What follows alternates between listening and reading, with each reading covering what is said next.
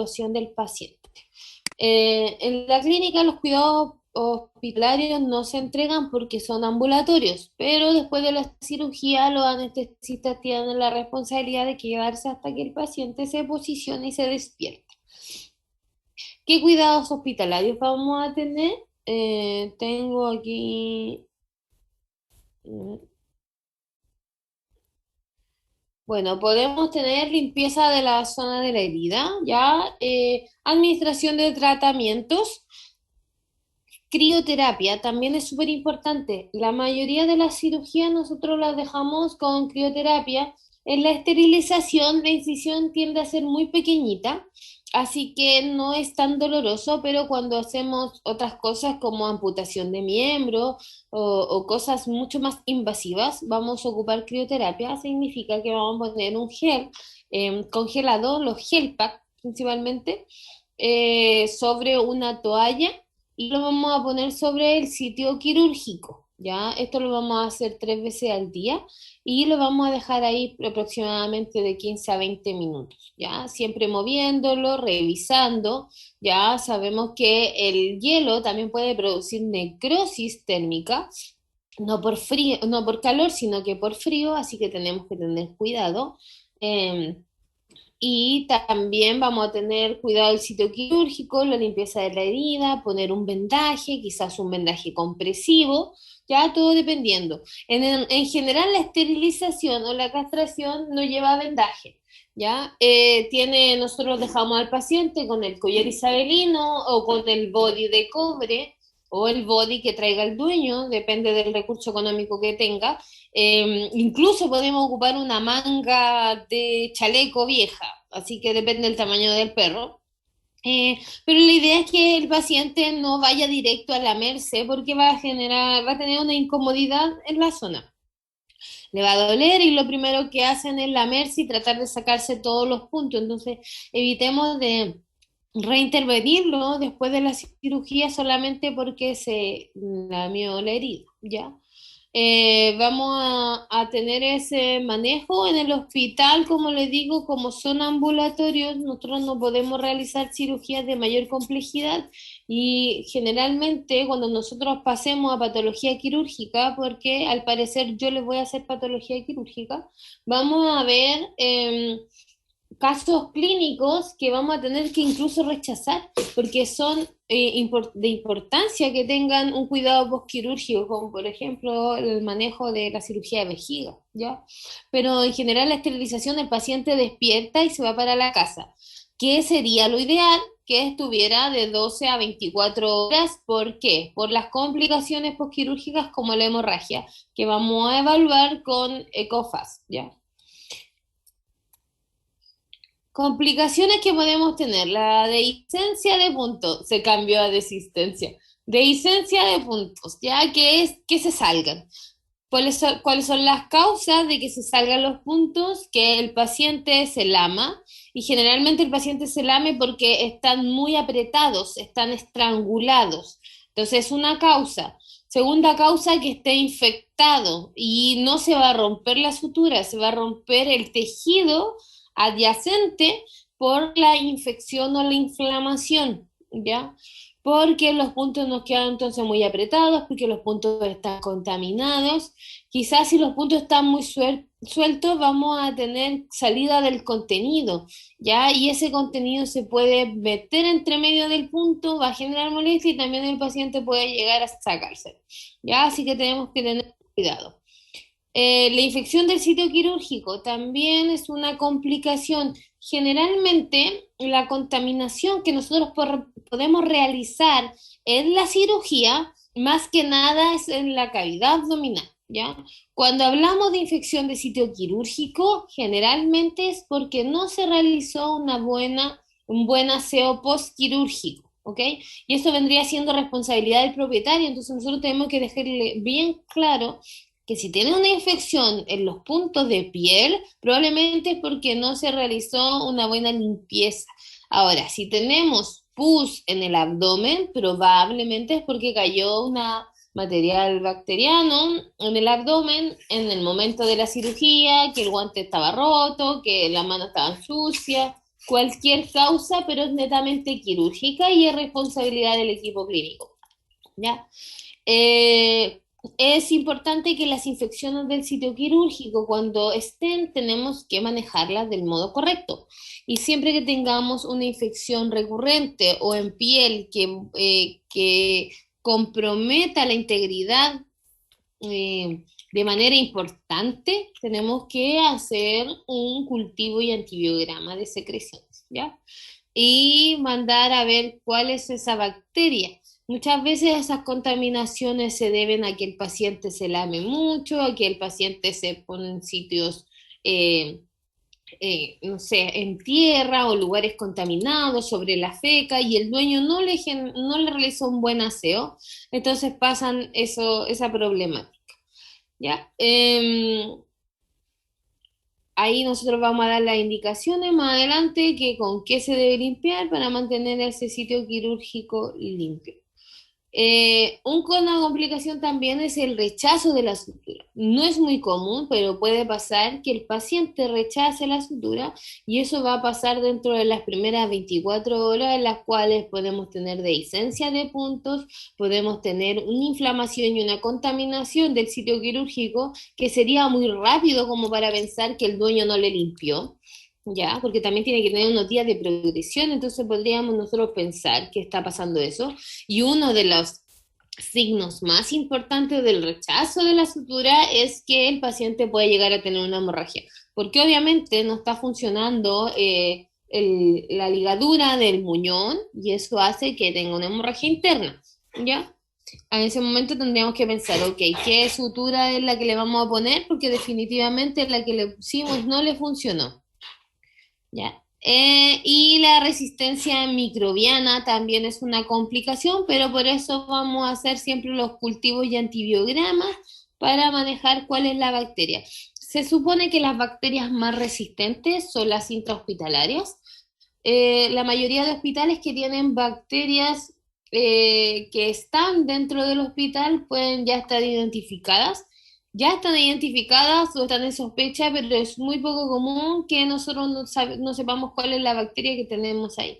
Cuando nosotros tenemos en un hospital recurrentes infecciones que no deberían estar, nosotros mandamos a cultivar tórulas de los caniles y vamos a buscar qué bacteria puede estar ahí dando vuelta para identificarla y poder tratar a nuestros pacientes, ¿ya?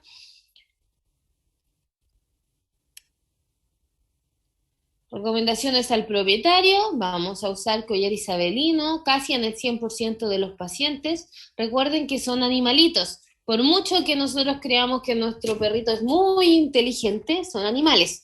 ¿Ya? Entonces, si tienen algo que les molesta, se lo van a querer sacar, se lo van a querer lamer y ¿quién va a fracasar? Nosotros. Así que acostúmbrense que casi que a todos los pacientes poner uso de collar isabelino permanente obligatorio. ¿Ya? Para que el dueño sepa, no se lo saca ni para comer ni para dormir, porque es su trabajo el que está en juego. El dueño puede volver 1000 veces y, oh, no tiene punto, no tiene punto. Y al final se va a enojar pues, porque tiene que pagar y todo. ¿Y quién tiene la culpa? El cirujano, la clínica, pero no su perro o no él. Entonces tienes que tener cuidado. Aseos en la herida. Generalmente los aseos los vamos a hacer con agüita de matico, con suero fisiológico solamente, ya no vamos a usar antisépticos como povidona ni clorexidina, ¿ya? La clorexidina la vamos a usar en aseos de heridas contaminadas, pero no heridas en cicatrización, ¿ya? Igual podría generar un tipo de irritación y lo que menos queremos es que se irrite, así que vamos a ocupar eh, materiales naturales, como para mí el matico es una de las mejores cosas que podemos usar, ¿ya? El tratamiento médico que se le va a recomendar, los medicamentos, por ejemplo, el antibiótico, lo tengo en signo de interrogación porque podríamos evaluar, ¿fue una cirugía limpia? Yo puse antibióticos con el protocolo indicado para no contaminar mi cirugía. Entonces es posible que yo no quiera dejar antibióticos. Y eso sería muy bueno, porque hay una resistencia bacteriana que está en medicina humana con bacterias que ningún antibiótico mata, ¿ya? Y en la veterinaria vamos por el mismo camino. Entonces tenemos que tener cuidado con el uso de antibióticos. Pero viene la segunda parte, estamos trabajando con animales y con propietarios que muchas veces son estúpidos. Y si nosotros no le dejamos antibióticos, ya se van a espantar. Y segundo, si no le limpian y se le infecta, ¿quién tiene la culpa? ¿El dueño que no le limpió o que no le dejamos antibióticos? Ahora, nosotros también sabemos que las heridas de piel que se contaminan son producto del propietario, no del veterinario, pero hágale entender eso al dueño. Entonces, siempre es importante cuando uno entrega la prescripción de la receta o lo que va a entregar la epicrisis, tiene que poner estas cosas y dejarse una copia, ojalá firmada, para que en caso de cualquier cosa decir, ok, yo te lo dije, ¿ya? Entonces, por eso vamos a tener los antibióticos en signo de interrogación. Hay cirugías que es obligatorio el uso de antibióticos, por ejemplo, vamos a trabajar con intestino, con vejiga, ya no sé, vamos a usar antibióticos. Si vamos a entrar a tórax, hay que usar antibióticos, ¿ya? Pero, por ejemplo, hay otras situaciones como cirugías programadas, como una castración que se hizo bajo un estricto protocolo de limpieza, ya que ocupamos antibióticos antes, durante la cirugía y abarcó todo el proceso de posible contaminación, posiblemente no vamos a dejar antibióticos, ¿ya? AINES. Los antiinflamatorios son buenos, ¿ya? Pero vamos a tener cuidado con usarlos porque se excretan por riñón y son bastante potentes. Entonces, vamos a dejarlo un par de días solamente, no 10 días como el antibiótico quizás, pero sí 3 a 5 días, dependiendo de la patología. ¿Ya? Hay incluso cirugías que no vamos a dejar antiinflamatorios, como por ejemplo los injertos de piel, ya se describe que retarda, el antiinflamatorio retarda como la adaptación de la piel nueva o el colgajo, entonces tenemos que evitarlo, ¿ya? Vamos a usar recubridores de mucosa gástrica o reguladores de pH, como podemos ocupar la famotidina, podemos ocupar el omeprazol, podemos ocupar, ay, se me olvidó el nombre. Ya, se me olvidó el nombre del otro medicamento, pero tenemos más que podemos ocupar, generalmente dependiendo de la patología. Yo creo que para una OVH es demasiado excesivo dejar omeprazol, una famotidina acompañando al antibiótico, me parece perfecto, o al antiinflamatorio si solo lo vamos a dejar, así que tenemos que ahí tener los cuidados. Eh, hay, espérame. Hay ciertas cirugías que requieren fisioterapia posterior. Ya hablando de esterilización y castración, no la vamos a utilizar, obviamente, porque el paciente no lo requiere, pero hay otras que sí. Ya, por ejemplo, cirugías que van a implicar amputación de un miembro, vamos a trabajar en columna o patologías que son crónicas, que tienen pérdida de musculatura, por ejemplo en rodilla, por ejemplo en codo, ya ahí vamos a necesitar la fisioterapia. Y vamos a derivarlo al especialista correspondiente luego de que haya una cicatrización de la zona. Vamos a tener controles dependiendo de la patología, de radiografía, ecografía, hematología y bioquímica sanguínea. Obviamente en estas cirugías que son optativas, ASA 1, probablemente no vamos a requerir, a menos que dentro de la cirugía logremos detectar algo que nos llame la atención, como por ejemplo, no sé, un sobrecrecimiento, una masa en vaso, que yo le voy a decir al dueño, vamos a medir la tasa de cambio y vamos a hacerle una ecografía en una semana y luego en un mes y una semana y vamos a ver si hubo un cambio. Ahí dependiendo de lo que haya, vamos a tomar decisiones, probablemente entrar a operar o no, etcétera. Si es un paciente que ya venía con algún daño en la bioquímica sanguínea, tenemos que tener controles para ir evaluando ¿ya? Si es una fractura y vamos a reoperar, necesitamos radiografía, etcétera. Y los controles sí o sí se van a hacer en todos los pacientes. En nuestro caso, la esterilización requiere un control en 24 horas inmediatas, ¿ya? Ojalá podamos realizar una ecografía fast porque hay mucho riesgo de hemorragia. ¿Ya? Y si no podemos, tenemos que detectar la hemorragia con otros factores. Por ejemplo, la taquicardia va a ser un signo de hemorragia. Va, eh, la esclerótica, ¿ya? Los vasos que tiene el ojo en la esclerótica son un factor determinante también para el signo de hemorragia. Cuando hay mucha pérdida sanguínea, estos vasos se pierden. ¿Por qué? Porque no hay sangre, entonces los lugares periféricos disminuye la perfusión sanguínea.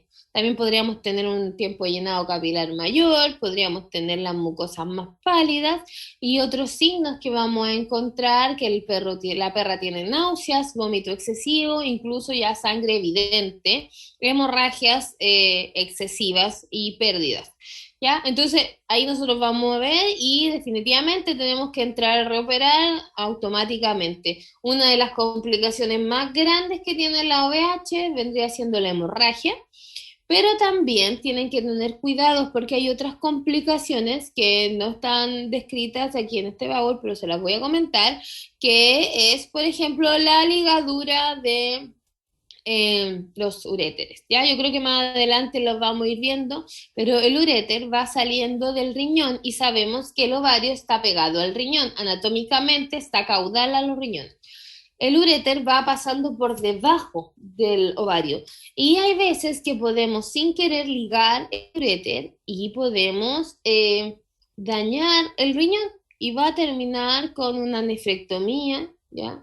Por hidronefrosis, porque no se puede vaciar. Entonces, de entre las complicaciones tenemos esas, ¿ya? Como les digo, lo vamos a ver más adelante, pero para que lo sepan, luego, cuando ya tengamos el alta definitiva, va a ser al momento del retiro de puntos y que estemos seguros de que el paciente no va a tener ninguna complicación. Y ahí nosotros, entre comillas, nos vamos a desligar del paciente con esa patología, porque obviamente va a seguir viniendo con nosotros y vamos a seguir viéndolo.